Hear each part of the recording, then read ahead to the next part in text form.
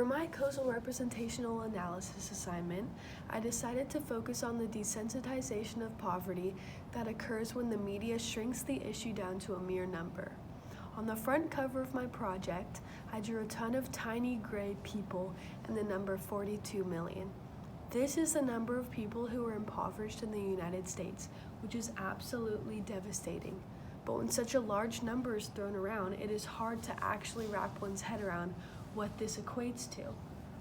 The people on the front cover do not have faces. They do not have emotion. They are mere bodies, and therefore impossible to relate to.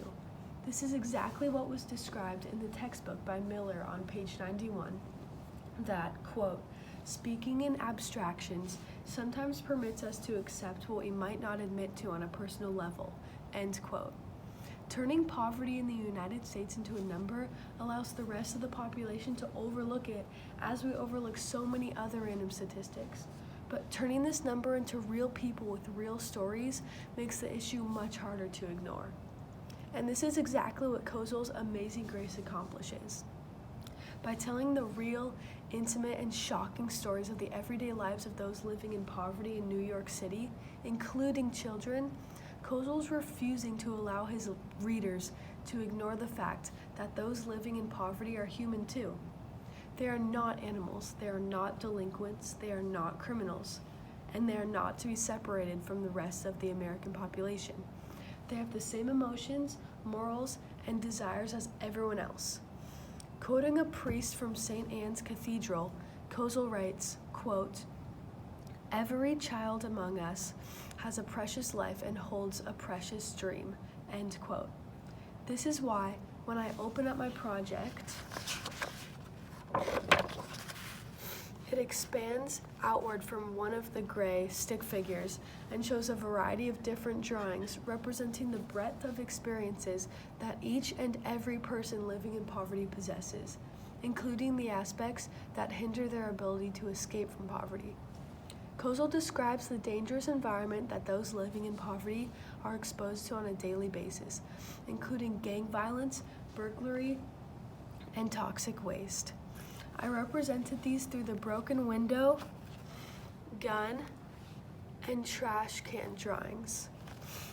KOZOL also demonstrates how the economically unstable population is often unable to retrieve the medical attention they need and deserve, especially patients of HIV, AIDS, and addiction. I displayed these problems through my drawings of a needle, AIDS ribbon, and crumpled beer can. KOZOL refers to the horrible living conditions in which the impoverished population lives as well. Many of the apartment complexes suffer flooding, fires, and mold outbreaks. I represented these issues with the dripping water and flames in the upper right corner of the drawing. Sexual assault, domestic violence, and rape are also rampant issues in the lives of those across the economic spectrum, but can especially contribute to one's inability to get out of a bad situation when suppressed into a subordinate role. I drew a woman covered in bruises with her head in her knees to symbolize the overwhelming hopelessness that many victims of these issues are burdened with, especially in the poor community.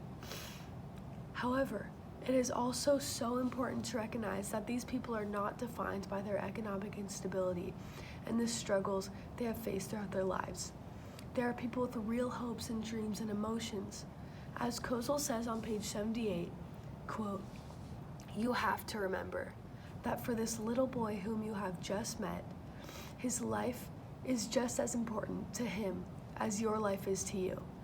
No matter how insufficient or how shabby it may seem to some, it is the only one he has, end quote.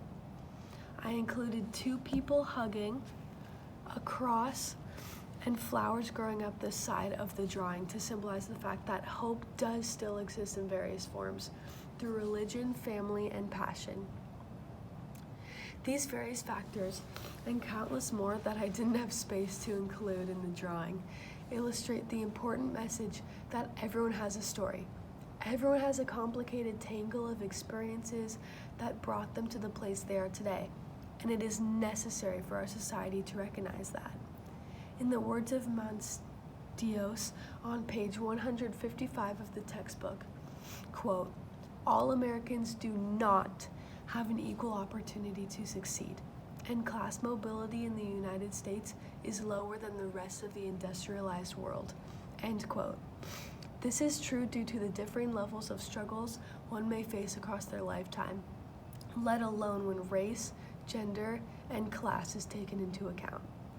The stigma against the population living in poverty in the United States needs to be abolished, and in order to do so, mere numbers and statistics must be transformed into real stories and anecdotes, as seen in KOZOL's book. These people who are suffering every single day are just as special as the rest of the population and deserve to be treated as such. Thank you.